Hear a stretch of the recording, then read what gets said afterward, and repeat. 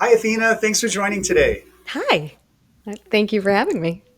Absolutely. So, very excited. So, it's interesting. So, with my guesting and with people coming on the show or when I'm on their show, there's different ways we all connect and meet, and some of it's communities, some of it's referrals.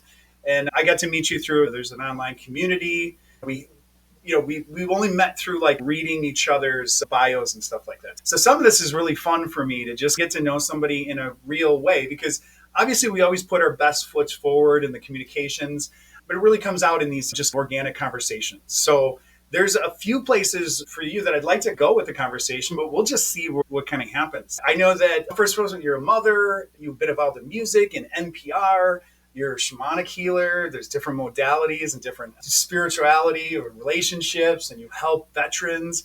So you've lived many lives within lives, if I may say, if that's a fair statement for you. Yes, that's how it feels for Yeah, sure. yeah, and I love that. So there's a depth of your experiential journey on this path. Where I'd like to set, let's start in like kind of the real world, the 3D world, your history, NPR, and communication. I'd like to actually learn a little bit more because my experience is really through doing podcasting.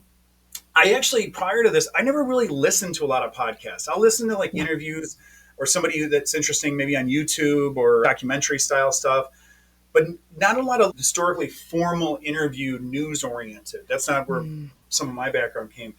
And my understanding is that you lived in that world for quite a while from a communication. And my interpretive view, and I'd love for you to share a little bit more about that world and what that is, but my interpretive view is that it, and it could be wrong, but it feels almost a little rigid or curated or contrived or very planned out versus this style of podcasting where it could be a little bit more loose, a little bit more conversational in that arena. Is that kind of a fair assessment based on your past involvement or history? I hear what you're saying for sure. I don't know if I'd use the same words, but let me just draw a distinction between the processes and the purposes, I think, because you need pretty strong guardrails in something like news. You have a huge responsibility because you're stepping forward into the world and telling people that these are facts, these are things that are actually happening. You're constantly representing people's ideas and voices and lives and stories. So there is some rigidity to it. And that is typically the devotion to getting it right, especially at a place like NPR.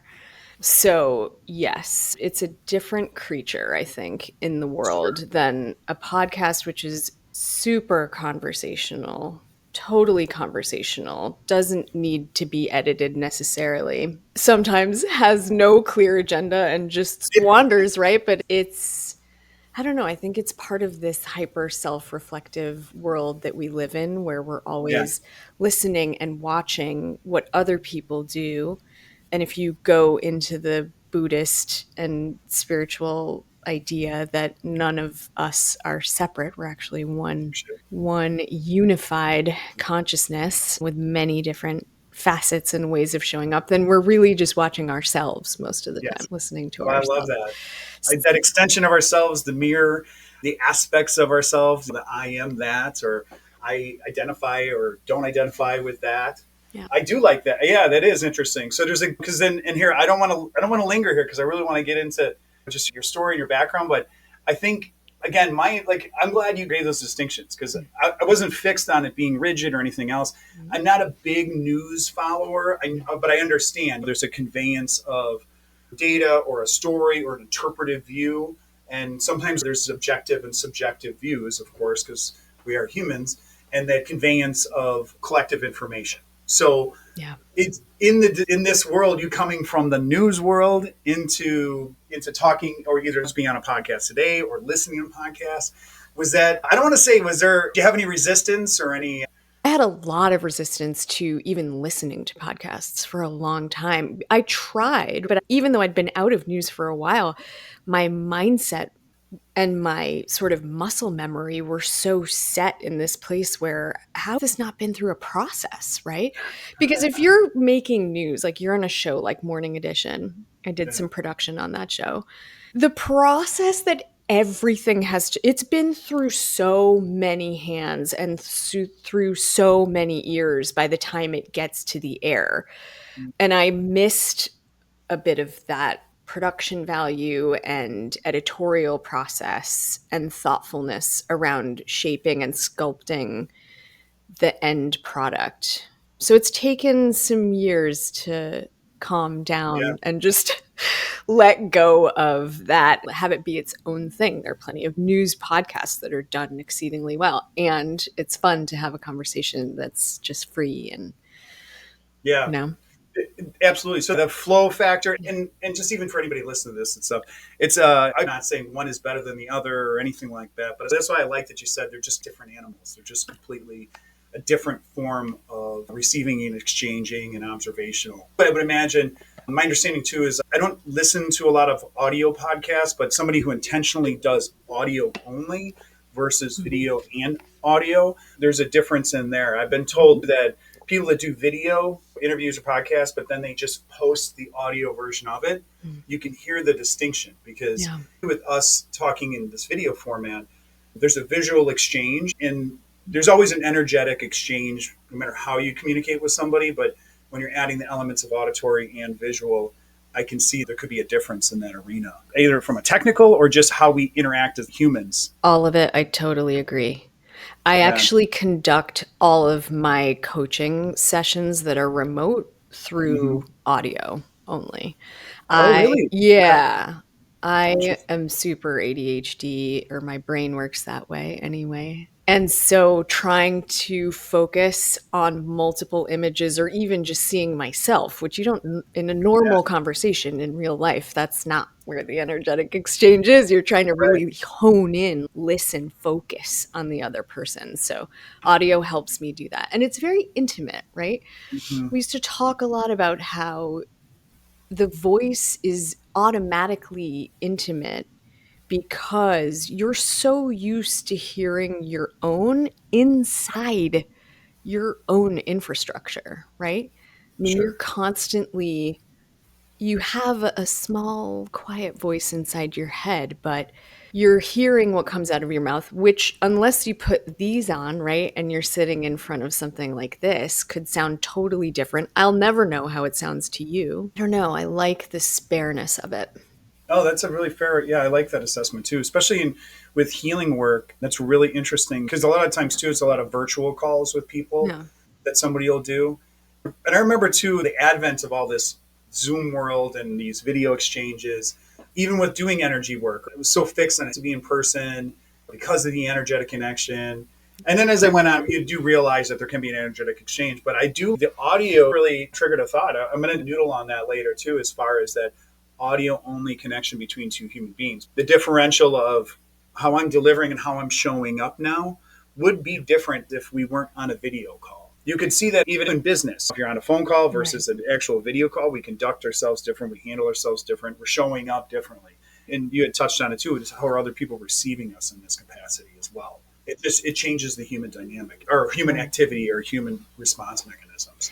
It does. And you're picking up on different kinds of cues, right? I can see your body or your head position or your hands come up, move towards maybe silence or going into another point, something like that.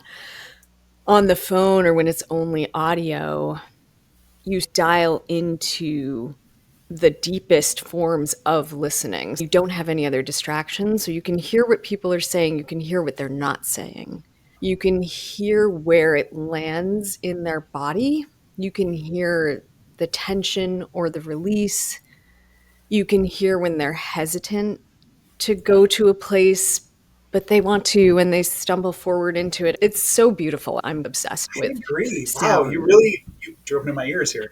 Is because there is a depth. You can hear the cadence of the breath, maybe the Mm, patterns. It's just really just adding to what you said. yeah. And yeah, let's just say work situations. When I'm only audio, my imagination is kicked into gear a little bit stronger. Yeah. So my cerebral capacities are going. Now, when we're doing this right now in a video exchange, I want to say it's not that area of my brain is shut down, but the sensory overload with the visual Yeah. is taking, it's not hijacking it, but now I'm adding on to the weight and that communication, all those communication capacities, all those synapses that are firing. I have to do it visually, auditory, and in my emotion. And even too, when I go into my deep thought, I can feel myself look away because I want to recess into the silence or into the voice, the internal voice, to listen to that. So it's interesting. I absolutely love this. This brought a really cool perspective. Yeah. Appreciate that. Most of your energy work is done auditory, like audio, like that. Yeah. At the moment, it's exclusive because I shut down my office. I had a live practice in Salem, Massachusetts, but I'm turning away from doing so much direct service with Mm-hmm. acupuncture and trying to move into slightly bigger platforms, just teams and groups. And, but even with individuals, it's just, yeah, it's a different way of Yeah, being in this world that is overstimulating at every single turn, right? 1000%. Yeah. There's no shortage of that. Nope. And I know, I don't know, I don't want to say beholden on it myself too. It'll be wake up at 12 or 2 in the morning with the circadian rhythms. And then my first thing, I still do it. And first thing I do is I'll grab my phone and just be like, I'm like trying to find the bottom of Instagram or something like that. You know, Oh, so, yeah. and I'm like, So with you. just like slap your hand and stop. What are you doing? So And, with you.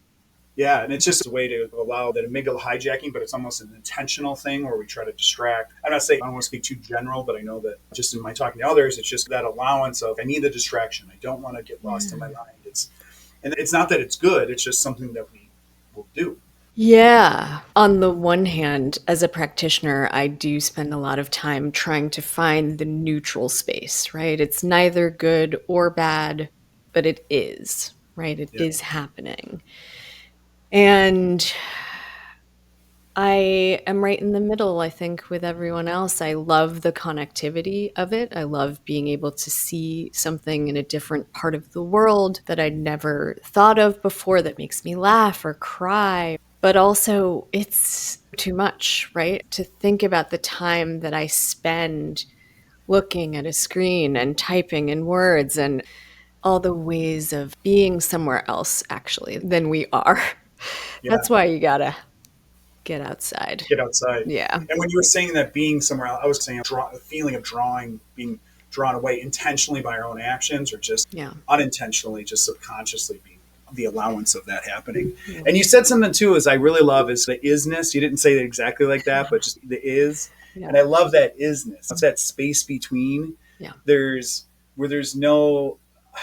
I'm going to try to describe it. But it's like the lack of there's no expectation. There's an ease in there, but it's not an ease of requirement. I think some of the times too is like when we'll have a driver or a decision or a desire, and it's that singularity, then we can pull it, get our dualities out, play with it, and then there's you taking it into the triad where there's an observational, and now you have this, and then some of it we don't master these, and then we have to play these things out, juggle the dualities of them through the course of our lives, and there's many of these, and then some of them we do come to that isness where we're like, it really is the same thing. There's the sides of the coins. So I have my awareness, but there's that ease where it goes back into a singularity. And that's what I feel like the isness is, where in that singularity, you have this beautiful acceptance and you have this beautiful, it comes back to your heart space and it's not a burden, but it's also not that other side where it's this exciting manic side of it where it draws your endorphins that way. And I believe too that it just happens all the time. There's many different aspects of our lives where complex creatures that show up happy and sad in the same scenario. We have that beautiful 100%. ability. So 100. I didn't mean to, and I totally just hijacked that because you got me with the isness there. But coming back into that heart space or the space between, Yeah. and and finding those aspects of our lives.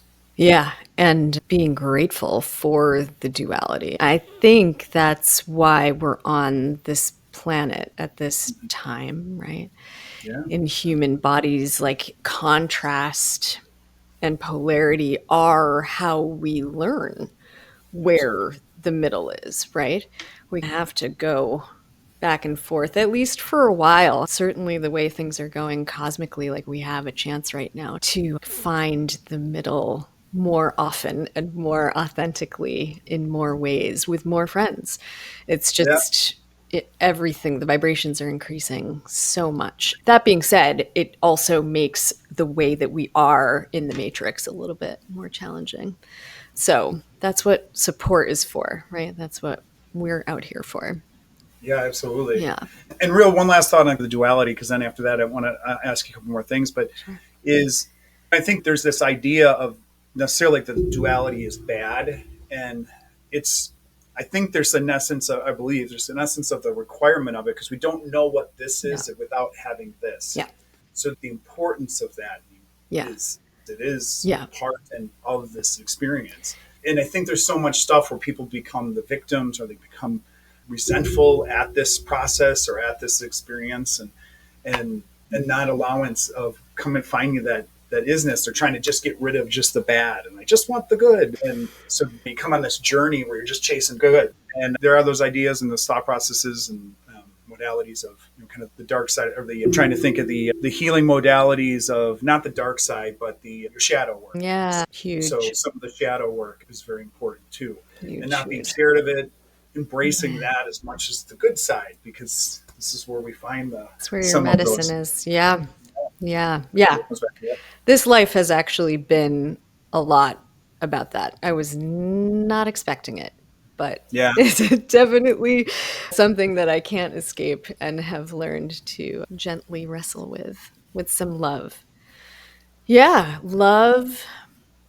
Rabindranath Tagore says, only in love can unity and duality coexist, something like that. okay. And I think he says it better, but it's all about moving us towards love as the alchemy, I Yeah, think. And that is definitely true for myself and everything yeah. I've walked And through. I think there's these lessons too in life that sometimes it's. I believe we experience all of it at different forms and different levels or locations in existence. But we have these things of love, like actual love or relationships. We'll call them. There's Yeah. when we're younger, the dating relationships, and then there's the marriage relationships, things like that, Yeah. and then the relationships with children. Then there's the arenas of money and those Yeah. resources, or the idea of money, and when they come on health, or what is our physical body, or emotional bodies, or mental bodies. And I think that some people can have these crashes in these arenas, and some are so big that they feel all Absolutely. encompassing and It can be. throughout these life Absolutely. paths. And working with people for you to see and identify those, to work with them in a probably, whether this is a right word or not, in that holistic way of Yeah. um, was part of probably your journey with them, I would imagine. Yeah, when you said holistic just now, I got this sense of what I think it really means, which is that you are a universe in and of yourself. And so if something happens to you that's traumatic, because that's what I think you described, that's reverberations throughout your universe. So the fact that it happened 20 years ago, the fact that it happened at home and not work, doesn't matter. Yeah. Actually, it's really about our nervous system and how we orient to the world and to pain and pleasure and threat and safety. And yeah, most of the people that I work with, there might be a few things to draw out, but they're very clear on what happened to them. There was an event or Yeah. an experience that they're naming and they're ready to look at differently. Sometimes, though, with acupuncture, it certainly happened a lot that people would come in for pain and have no idea what was underneath there, or that you could even ask the questions in that way. Yeah. Back pain. Oh, okay, it happened when you were 10. What else was happening when you got that pain? Oh, you had a really huge fight with your parents and you ran away from home and you got stuck in the cold. Okay, in Chinese medicine, that matters, right? That actually is part and parcel of why at 45 you still have that back pain. So you can come at it from lots of different angles, but I could see answering it. the so there's the way our body will express what's in the mind, the heart, and the spirit. There's an expression there, and it expresses itself in different ways. There's a reason why there's so much medical heart issues. One of the higher rates is around the heart. And Yep. you get into that and what is that? And I guess I'm asking, and maybe it's just too big and too general about, but like in that in that capacity, because you're talking about all the nerve endings and in the acupuncture, all those connected meridians and all the connection points were those. And I'm not necessarily specific with heart, but just in general, there's commonalities across the board where some of these things land in these major areas of our physicality. Yes. There absolutely can be. There don't have to be in a way that makes sense to a Western mind, but Sure. it's all just peeling back the layers and seeing what is at the root of things. Yeah. And I think too, once you, and I'll just say it's a personal theory because I don't want to assume or generalize anything, is that once you create those pathways over time with repetition, it becomes quicker and faster. So I had, from a physical standpoint, I had an AFib, and as it went on, as my time went on, I would have these episodes, and they would be much longer apart, but then become much more condensed, much quicker in stress, and then they would be triggered by less and less amounts of stress. So where I was going with that is from an example standpoint, I created those neural pathways that over time it became quicker and quicker and more detrimental to the body. But I believe that with the traumas, they can stay there for 20, 30, for decades. And it might not be to the extent of a heart, it might be something like a back or a shoulder or neck pain where Can be these things are anywhere. expressing anywhere. Yeah. These things can be expressing themselves and stored energy. Yeah. I'm sure you see the things where it could be just an actual physical trauma. I fell, like minor car accident or something, but the deep healing. Yes, because going back to the point of us being a universe, let's say you did have just a car accident.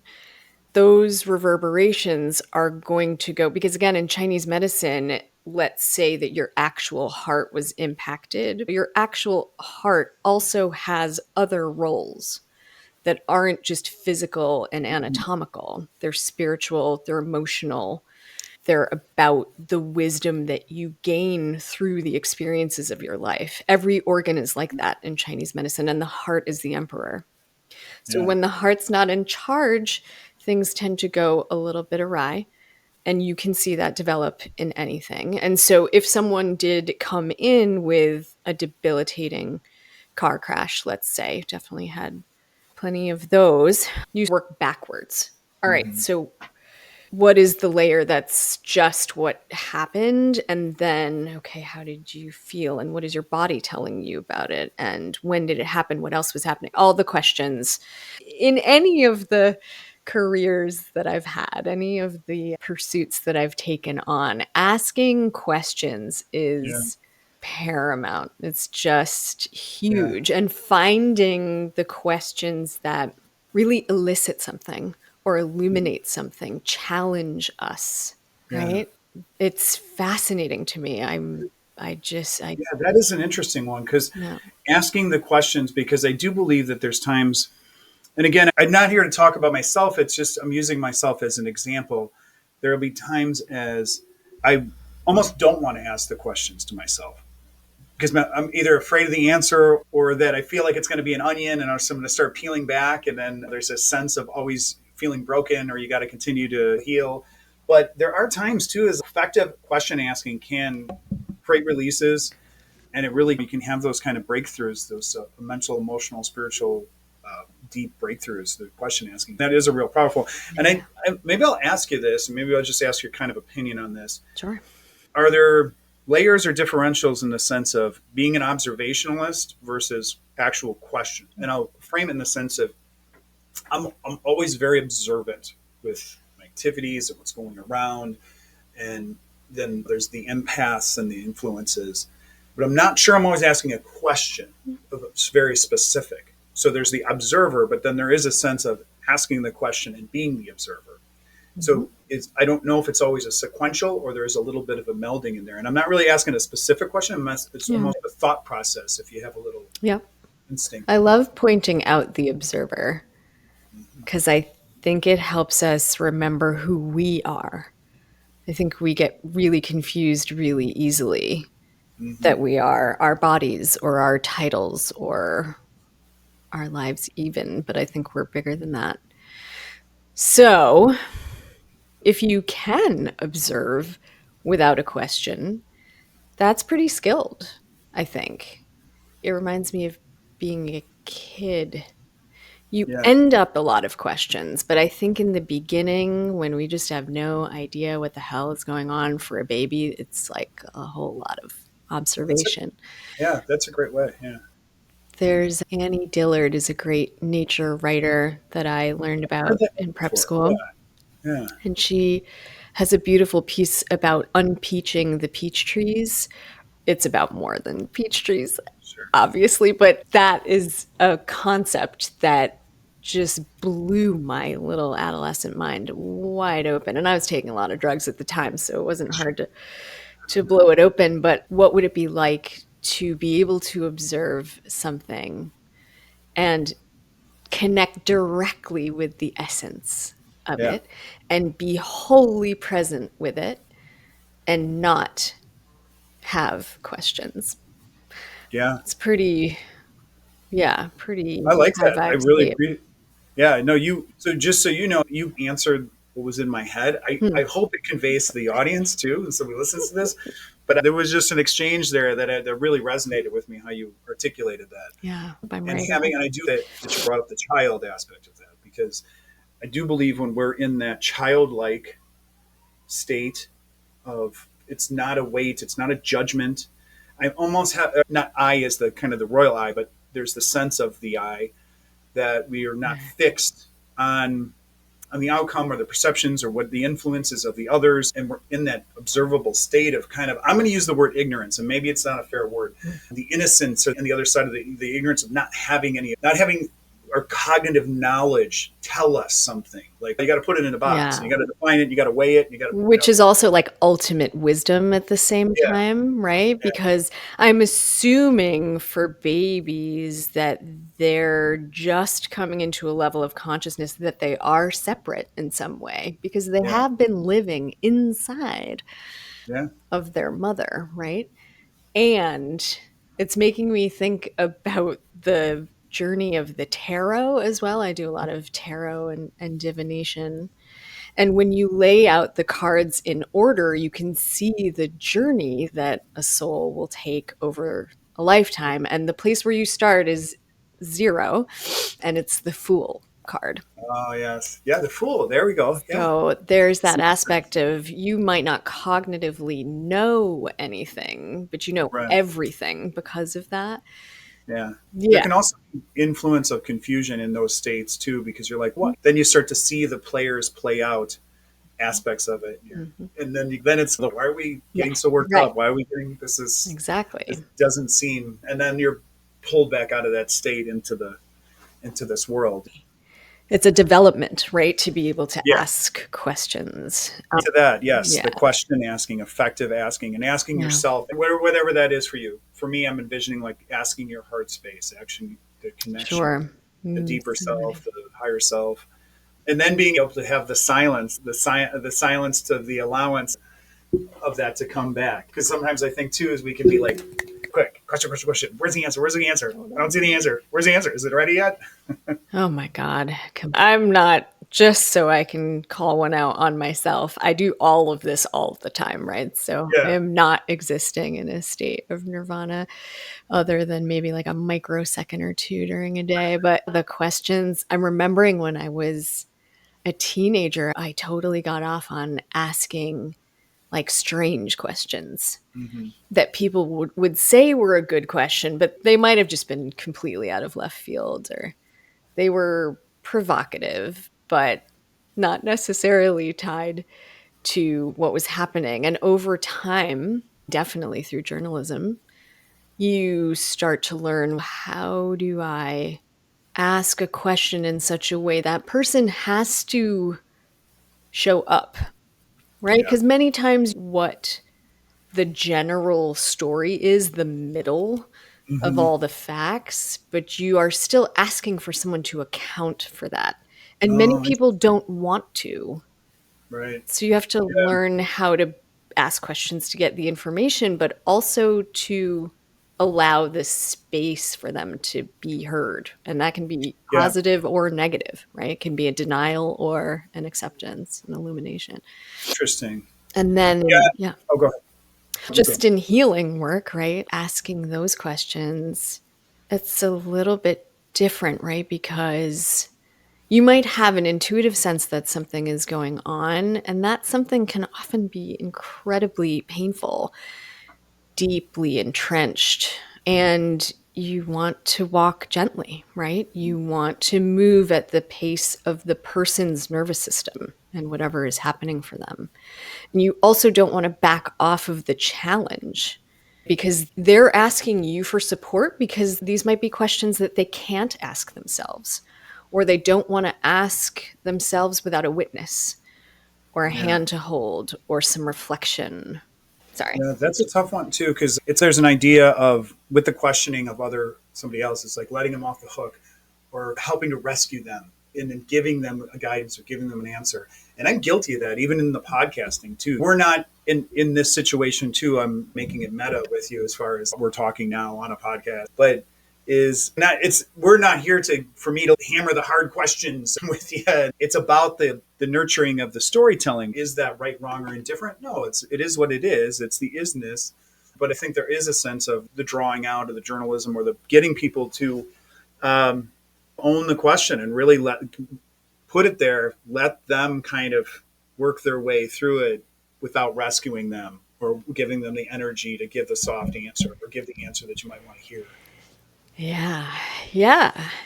You can't make anyone say anything, really, unless under incredible duress.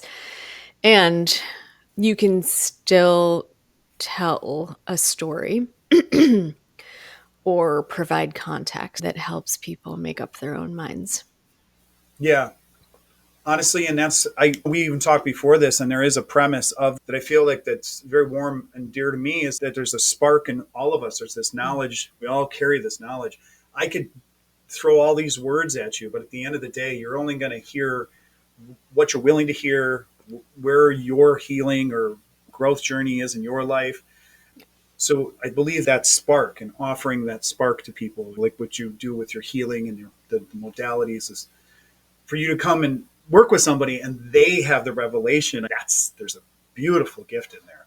Yeah, coaching is amazing for that because it's all about creating a very wide, open space for you to wander and turn and stumble and rise and find your own wisdom. And most of that is through questions, right? Yeah. Most of that is inquiry. I think there's some people too that can, and this is, I feel like I'm name calling, but I believe that there are some people that almost go a little too challenging with it. I've Okay. experienced sometimes too where, and it's not that, I've had people really hammer the questions down and one after the next, one after the next. But the good one, the ones where I walk away feeling it was a good experience, was the allowance and acceptance of whatever my answer was beautiful in its own way. Yeah. I think there's sometimes where it becomes there's a leading edge in it, Yeah. where the question is a directive and they're trying to get out of what they want to hear. So there is a differential. I think in the effective questioning, I'm really glad we talked about this because I found this very interesting with you bringing this up with the questioning. Because there are these different levels of that and it can go either way. Of course, we're humans. We have the ability to take it to either extreme, effective questioning and the allowance of the answer, either to ourselves or other people. Yeah. And it is challenging, right? To hold that seat as a practitioner or the person who's asking the questions to be, as you actually intimated before, like so open, so observant, so neutral Mm-hmm. that the question almost arises out of the ether, out of the dynamic, out of the energy. And you're not listening for a particular response. You're not expecting something. You're not thinking that already. You don't have an agenda. You're just present. You're just Yeah. listening. We very rarely do that. Even as I train in it, I still have to work to get myself into a space where I can really, really do that. So, compassion for all of us. It's a It's a thing to real listen. Like, it's a skill that I very strongly believe we need to cultivate. I concur completely. And having the warmth and the acceptance to allow those answers, just reiterating really what we said, but to have those allow those receive, even if I have a completely different, or we or they or whoever has a completely different thought process on Yeah. it. Yeah. Unless you're really setting yourselves up and we're like, all right, we're going to debate this. That's a little Different. bit different. Right. Totally. Yeah. Totally. And we borrow a rule from improv a lot in coaching, which is to say Sure. yes. And I've started to try to say that before I even get on the phone with a client, to just Yeah. say yes. And okay, anything that they bring forward, you're not challenging their experience.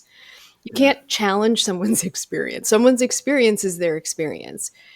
So maybe they're in a tough spot, they're really stuck and they feel very negative. You're still going to want to listen to that and say, okay, I really get that you're there. How Hmm. is that for you? And what you are trying to move the conversation forward. Sure. So there is a way of, again, asking so that you can create new direction, but the person has to be in the driver's seat. That's the thing Yeah. about coaching. And it's not always like that, right? Sometimes you're advising someone and it's different. Yeah. You're mentoring them or Because I could see too is the real or imagined. There's Mhm. so much of our life is imagined Yeah, or contrived or concocted in our brains. There's so many things we think about that either all of it. happened in the past Yeah. or are going to happen in the future Yeah. that we make up all sorts of stories about. Every So, the yeah, minute that we make a memory, is it not altered? right. And that doesn't mean that we can't remember things accurately. Some people have photographic memory, but the element that you're bringing in, which is why storytelling is so important, is that we start with a story almost immediately. Absolutely. And It, I see even in work settings where if there's a manager, boss, whatever version of the hierarchical, it goes like, what happened? And this job went sideways. What happened? Type of thing. And if you're aware and you're observant, you can see this person starting to make up stuff because what they're trying we to all do do. is many times they're just trying to fill in the blanks to get this person out of here. I just want to get through this. I want this person to leave. So I'm going to say a string of things to let he or she feed them the meal that they recognize. So in that sense, that's a little bit different than what you said, but it's the stretched out version of that in an interactive sense. We do make up, Yeah. we do have interpretive views of the past. And then one thing that really come to me too is that there's bear with me for this, I'll lead into this, is the memory of the future. Mm. So if there's a goal or an orientation or there's a waypoint that you're the trajectory, Mm.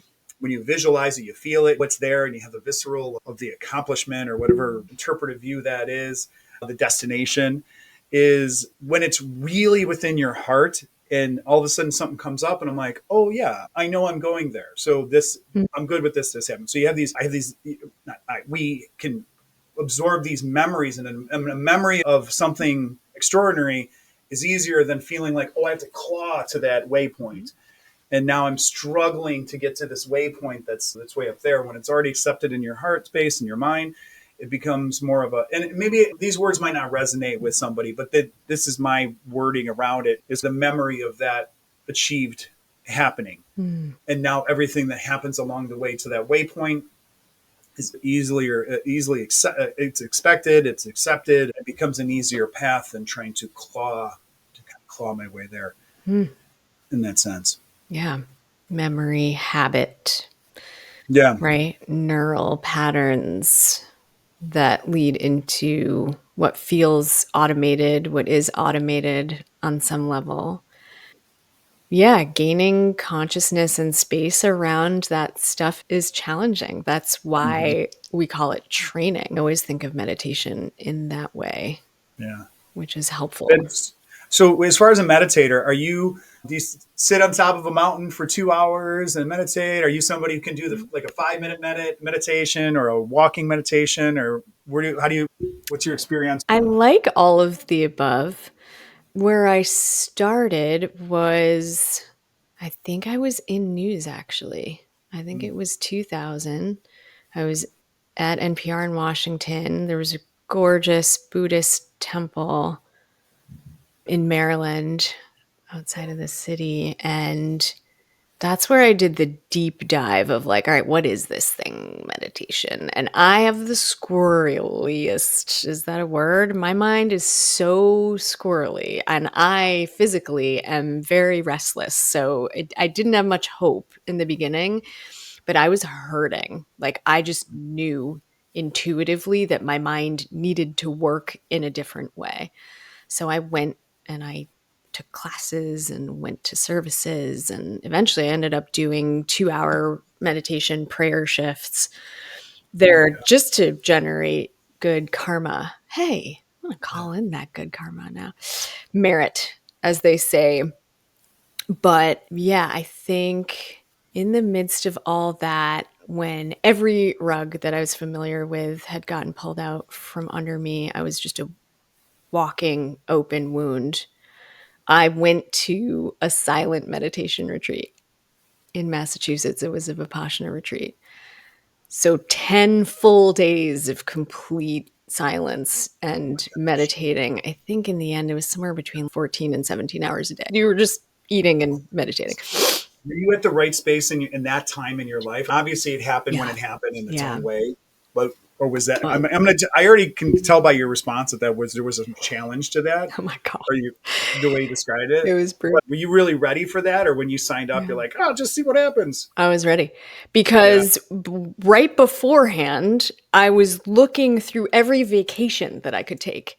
I'll go Mm, to this. I worship the ocean, so I'll go to this beach and I'll go there. And I had the resources to do it. Thank God something stopped me and was like, "Yeah, you'll never be able to take a vacation from your mind. yeah. It's not going to happen. That's where all this stuff is."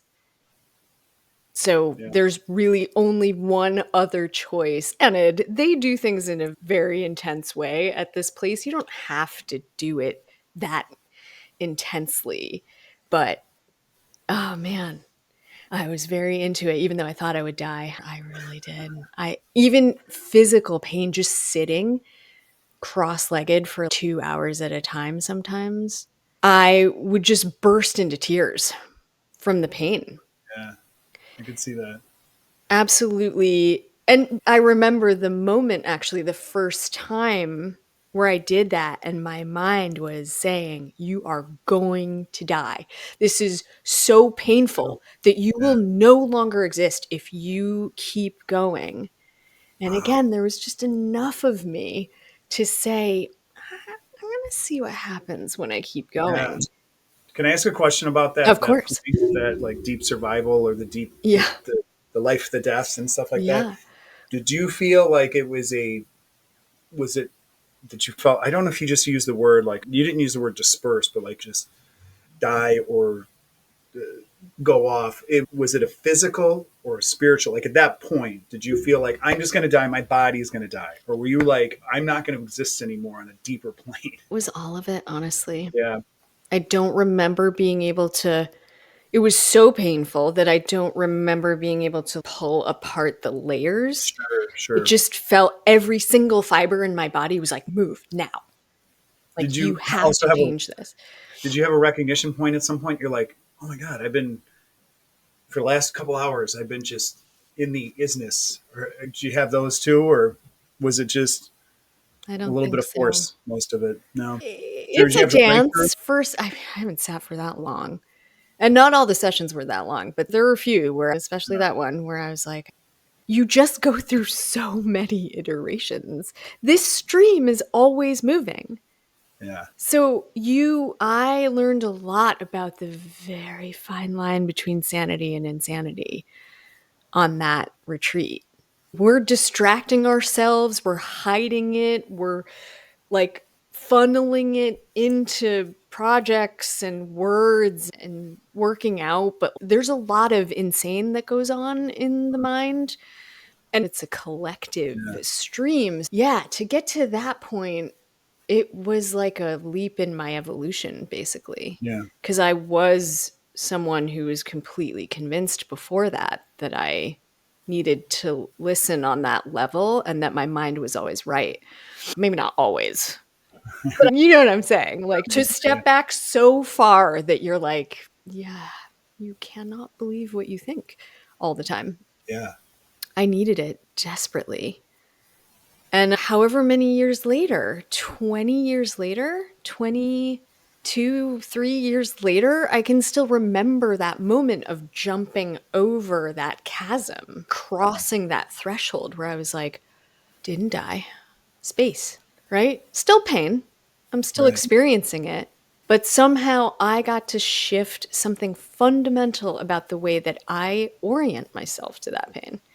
And Yeah, that's just the kind of thing That's why we're here. That's what Right. all of this healing and learning is about. Is we're not going to be able to control everything that happens to us ever, and we're going to have infinite choice around how we show up, right? What we do with it, what art we make from it, how we Yeah. transform it into wisdom. That's my thing. Right.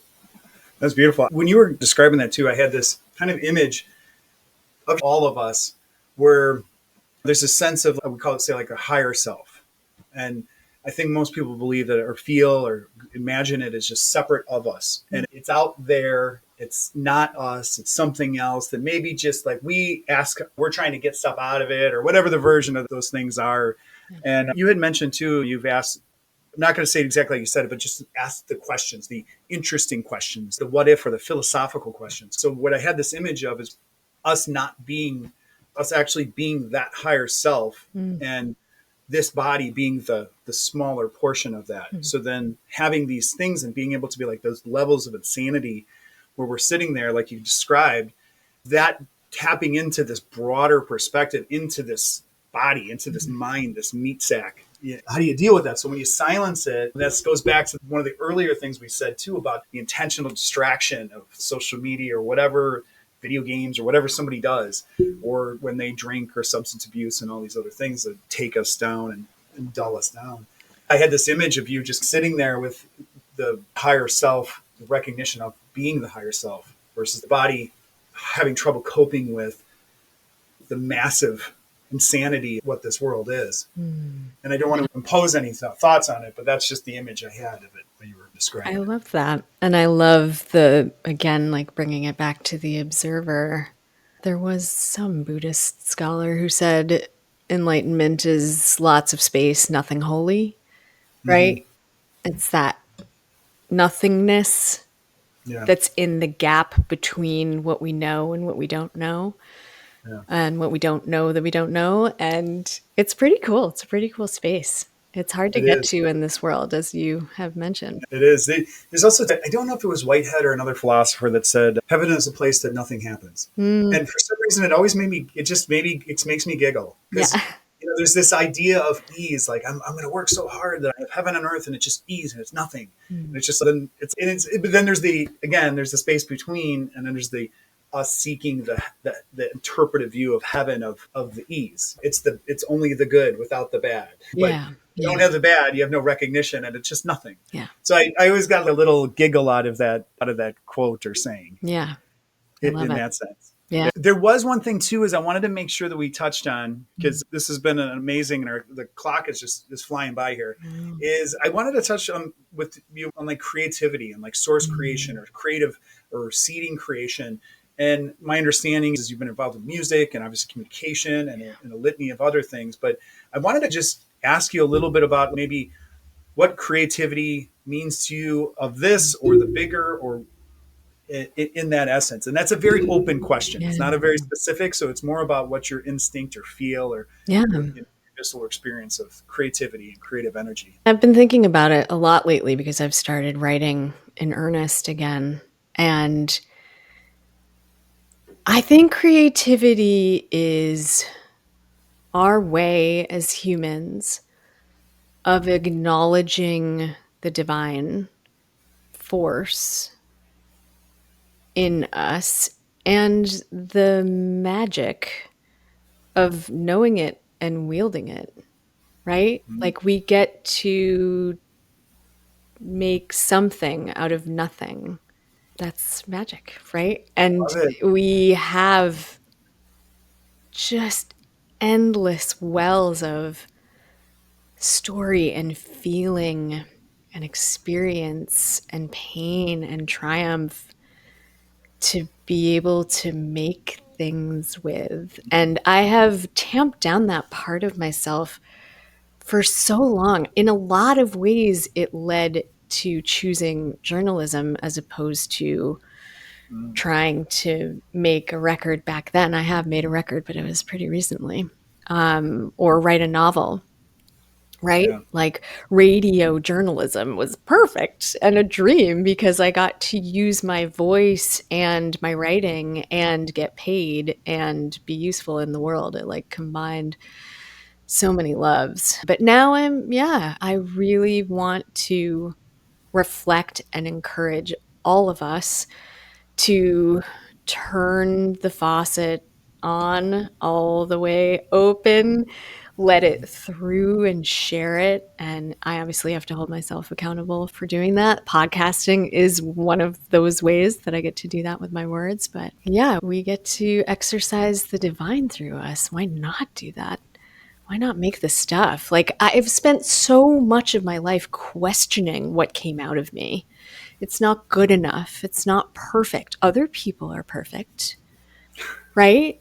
How come I can't figure out how to get it right? And now I'm like, F that noise, let's. And it's a challenge. I'm saying that so that I can live forward into it. But yeah, it's the Martha Graham quote says it all. I won't be able to quote the whole thing, but your responsibility. You don't even need to like the signal that's coming through. You just need to let it through because there is one chance for you to do it in this Yeah. form.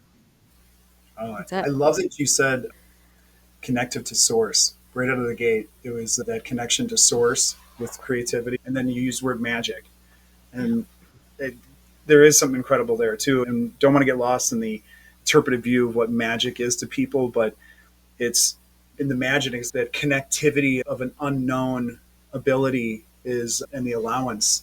I Yeah. genuinely love that description and sharing. So thank you. I don't even want to add or pick it apart or anything. I just wanted to make a couple observations in there because that was great. That was beautiful. Good. So where can people find you or work with you? How to get a hold of you? What's the best way? Right now on Instagram is a really good way. Practice is called Soulful Healing and Counsel, Council. That's a great way. It's different from my music. My music is actually just my whole name at Instagram, Athena Desai. And yeah, my contact info is on there. I'm so happy to field a DM or a text or an email. It's all about conversation, so you don't even need to know what you want to do with me necessarily at first, but I'm happy to And you know what? explore. That's a powerful statement there too, because sometimes Yeah. we don't. It's everybody's define it and put it and be intentional and all these things. Sometimes we don't know. We just have a calling. I just want to talk to that person. I Yeah. don't know why. I don't know what yet. Oh Let's my just have a conversation gosh. and maybe at some point it'll make sense. I would So be thrilled to get a yeah, message like that. That would be amazing. awesome. Yes. Well, thank you so much for joining today. This was great. Beautiful. Thank you so much. It's been lovely.